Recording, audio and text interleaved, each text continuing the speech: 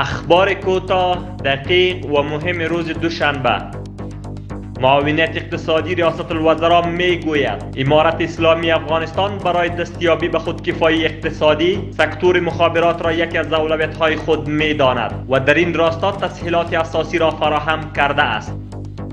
سرپرست وزارت تحصیلات عالی در سخنرانیش در یک کنفرانس در تاتارستان گفت امارت اسلامی مراجع تحصیلی را از سیاست دور نگه داشته است و برای ترقی و پیشرفت آن توجه جدی می‌نماید. وزارت امور خارجه میگوید بر اساس توافقنامه میان امارت اسلامی افغانستان و جمهوری اسلامی ایران روند انتقال زندانیان افغان یک بار دیگر آغاز شده و 100 تن زندانی افغان از طریق راه ابریشم نیمروز در حضور داشت مقامات عالی رتبه دو کشور به امارت اسلامی سپرده شدند.